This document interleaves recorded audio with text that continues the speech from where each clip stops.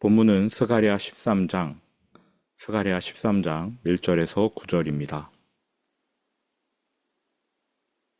스가랴 13장 1절에서 9절 말씀 함께 봉독하겠습니다. 그날에 죄와 더러움을 씻는 셈이 다윗의 족속과 예루살렘 주민을 위하여 열리리라.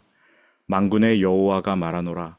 그날에 내가 우상의 이름을 이 땅에서 끊어서 기억도 되지 못하게 할 것이며 거짓 선지자와 더러운 귀신을 이 땅에서 떠나게 할 것이라. 사람이 아직도 예언할 것 같으면 그 나은 부모가 그에게 이르기를 내가 여호와의 이름을 빙자하여 거짓말을 하니 살지 못하리라 하고 나은 부모가 그가 예언할 때에 칼로 그를 찌르리라. 그날에 선지자들이 예언할 때에 그 환상을 갖기 부끄러워할 것이며 사람을 속이려고 털옷도 입지 아니할 것이며 말하기를 나는 선지자가 아니요 나는 농부라 내가 어려서부터 사람의 종이 되었노라 할 것이요 어떤 사람이 그에게 묻기를 내 두 팔 사이에 있는 상처는 어찌 됨이냐 하면 대답하기를 이는 나의 친구의 집에서 받은 상처라 하리라. 만군의 여호와가 말하노라. 칼아 깨어서 내 목자 내 짝 된 자를 치라. 목자를 치면 양이 흩어지려니와 작은 자들 위에는 내가 내 손을 들이우리라. 여호와가 말하노라. 이 온 땅에서 3분의 2는 멸망하고 3분의 1은 거기 남으리니 내가 그 3분의 1을 불 가운데에 던져 은같이 연단하며 금같이 시험할 것이라. 그들이 내 이름을 부르리니 내가 들을 것이며 나는 말하기를 이는 내 백성이라 할 것이요 그들은 말하기를 여호와는 내 하나님이시라 하리라. 아멘.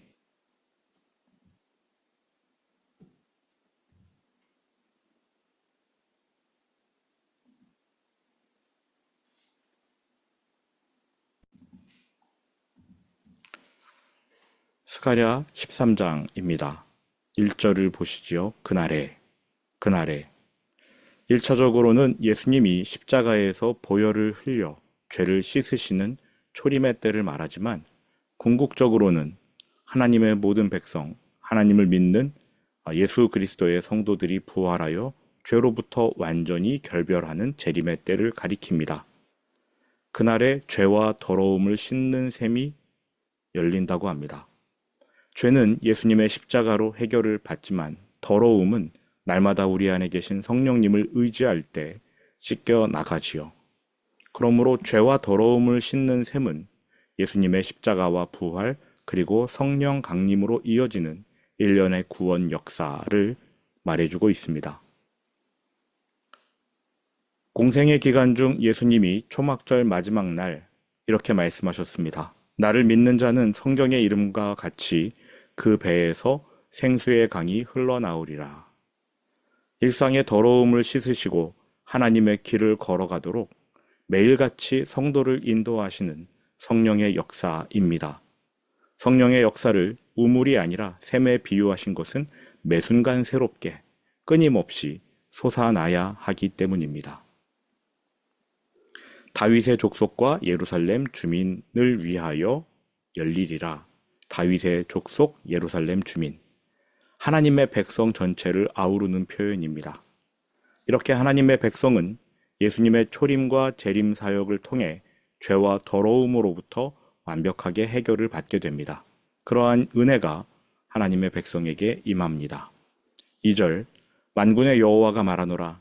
그날에 내가 우상의 이름을 이 땅에서 끊어서 기억도 되지 못하게 할 것이며 만군의 여호와가 말하노라. 그날에 이건 역시 예수님의 재림 때를 지칭하는 것 같습니다. 예수님이 다시 오시는 그때에 비로소 모든 우상이 근절되겠지요. 하나님께서 성도의 삶 가운데 모든 우상을 근절해 버리실 것입니다. 물론 바벨론 포로기 이후 이스라엘 땅에는 바알, 아세라 등 큼직한 우상들이 사라졌습니다. 하지만 형태가 바뀌었을 뿐 우상 숭배는 계속 되었지요. 지금도 마찬가지입니다. 돌, 나무, 이러한 상징물에 절하는 것만을 우상 숭배라고 한다면 우리는 10계명, 2계명을 완벽히 지켜낸다라고 자랑할 수 있겠지요. 그러나 사실 교회 안에서 우상숭배는 멈춘 적이 없습니다. 우리 마음속 탐심에서 비롯된 우상숭배, 끊인 적이 없습니다. 죄와 더러움이 완전히 씻기는 것이 우리가 부활하는 예수님의 재림 때인 것처럼 우상숭배 역시 완전히 근절되는 것 재림의 때입니다. 거짓 선지자와 더러운 귀신을 이 땅에서 떠나게 할 것이라. 지금도 여전히 거짓 선지자들이 하나님의 말씀을 혼탁하게 하고요. 그러한 자리마다 더러운 귀신의 역사가 사람들의 마음을 어둡게 할 것입니다. 예수님의 재림 때에 이 모든 영적인 문제가 해결될 것입니다. 3절, 사람이 아직도 예언할 것 같으면 그 낳은 부모가 그에게 이르기를 내가 여호와의 이름을 빙자하여 거짓말을 하니 살지 못하리라 하고 낳은 부모가 그가 예언할 때에 칼로 그를 찌르리라. 자녀가 거짓 예언을 하면 부모가 그 자녀를 찌른다는 상당히 잔인하고 가혹하게 들리는 말씀입니다만 그 정도로 하나님께서 성도들의 삶 가운데에 부정을 제거하기 원하신다. 이러한 뜻이 담겨 있습니다. 사람이 예언할 것 같으면 그 낳은 부모가 자녀에게 말한답니다. 너 예언하지 말아라. 예언하지 말아라. 거짓 예언을 할 때에 부모가 그 자녀를 찌를 것이다. 4절입니다. 그날에 선지자들이 예언할 때에 그 환상을 갖기 부끄러워할 것이며 거짓 선지자들이 그날에 마지막 때에 자신의 정체가 탄로날 것이기 때문에 자기들이 본 환상을 말했다가는 부끄러움을 당할 것입니다. 그래서 그날에 선지자들이 예언할 때에 그 환상을 갖기 부끄러워할 것이며 사람을 속이려고 털옷도 입지 아니할 것이며 사람들도 웬만해서는 속지 않을 것입니다. 마지막 때에 사람들이, 그러니까 믿을 만한 사람들은 속지 않을 것입니다. 그래서 굳이 털옷을 입어 자신을 엘리야처럼 가장하려 할 수가 없을 겁니다. 거짓 선지자들은 자기의 탄로난 정체 때문에 더는 거짓말을 못한다. 4절 말씀이 이야기하고 있고요. 5절, 말하기를 나는 선지자가 아니요 나는 농부라 내가 어려서부터 사람의 종이 되었노라 할 것이요. 6절, 어떤 사람이 그에게 묻기를 내 두 팔 사이에 있는 상처는 어찌 됨이냐 하면 당시 우상숭배의 형태 중 하나가 자기의 몸, 가슴 쪽에 칼자국을 내는 것이었다고 합니다. 사람들이 거짓 선지자에게 묻기를 네 가슴에 난 상처는 무엇이냐 이렇게 물어보면 사실대로 고백할 것입니다. 대답하기를 이는 나의 친구의 집에서 받은 상처라 하리라. 이처럼 그날에는 하나님께서 죄와 더러움을 씻으시고 우상숭배를 근절하시고 거짓 선지자의 문제까지도 제거해 버리신다. 이게 1절부터 6절까지의 말씀입니다. 그런데 이처럼 하나님께서 그 백성을 씻고 회복하시려면 하나님께서 하셔야 할 일이 있습니다. 그냥 백성을 씻고 회복하시면 좋겠는데 간단하지가 않아요. 하나님이 무언가를 하셔야만 백성이 씻기고 회복된다는 것입니다. 그럼 하나님이 하셔야 할 그 일이 무엇일까요? 바로 자기 아들을 십자가에 내어주는 일입니다. 7절입니다. 만군의 여호와가 말하노라 칼아 깨어서 내 목자 내 짝된 자를 치라. 목자를 치면 양이 흩어지려니와. 내 목자, 내 짝된 자.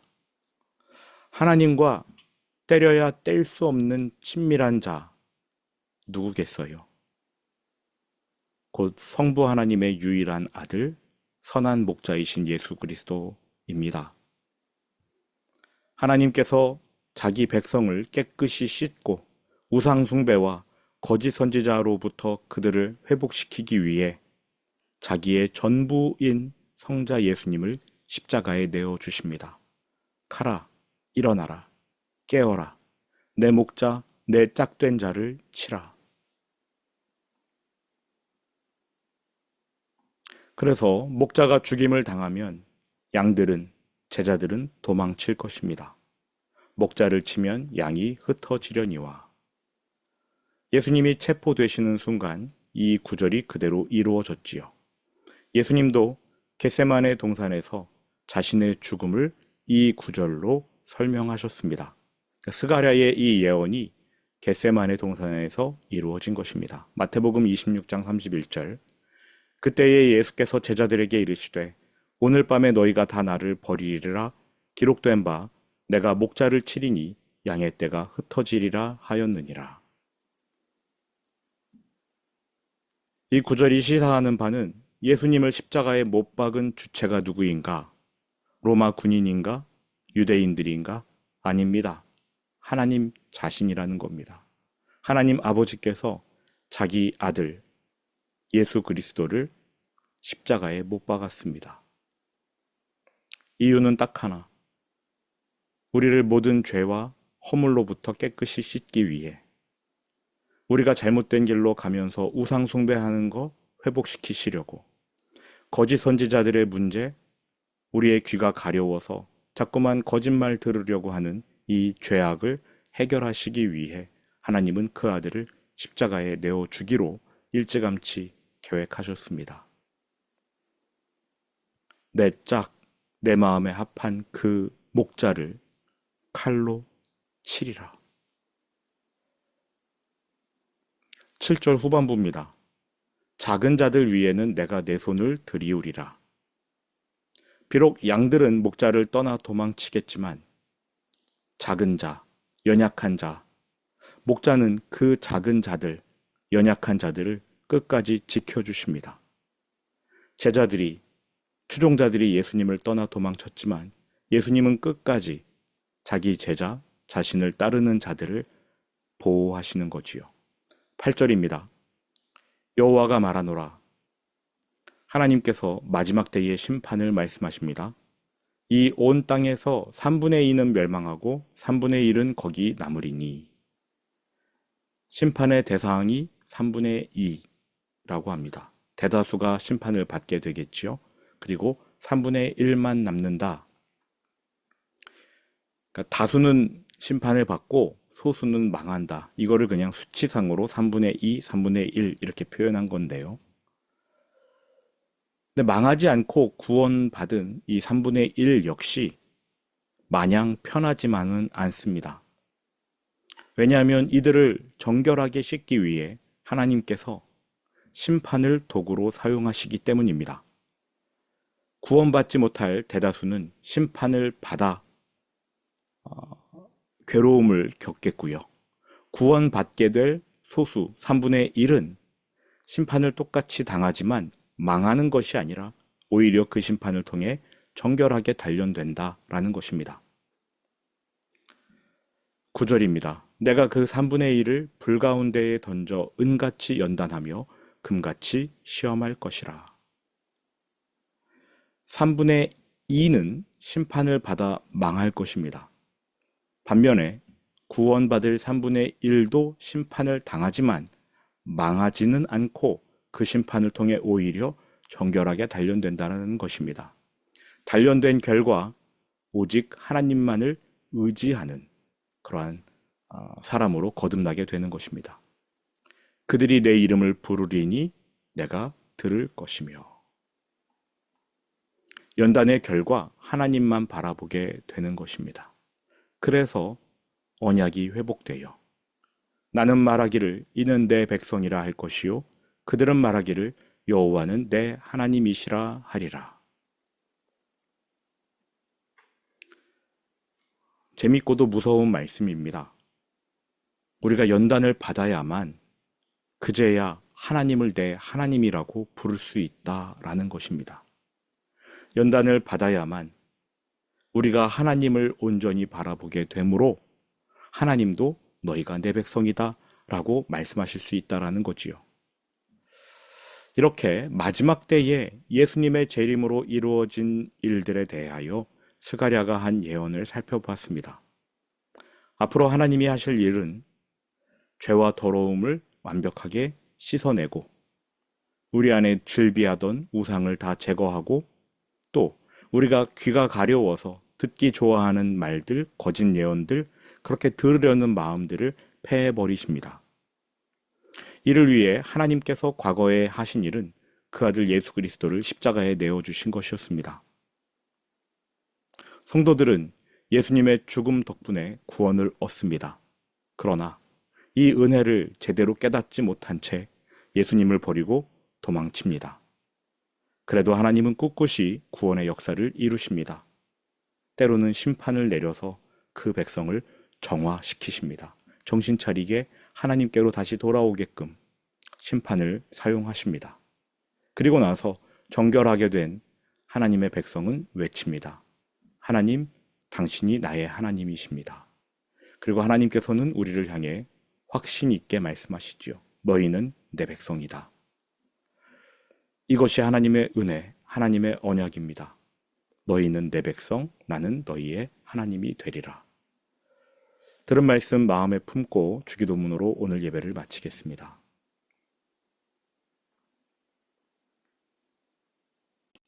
하늘에 계신 우리 아버지, 아버지의 이름을 거룩하게 하시며 아버지의 나라가 오게 하시며 아버지의 뜻이 하늘에서와 같이 땅에서도 이루어지게 하소서. 오늘 우리에게 일용할 양식을 주시고 우리가 우리에게 잘못한 사람을 용서하여 준 것 같이 우리 죄를 용서하여 주시고 우리를 시험에 빠지지 않게 하시고 악에서 구하소서. 나라와 권능과 영광이 영원히 아버지의 것입니다. 아멘.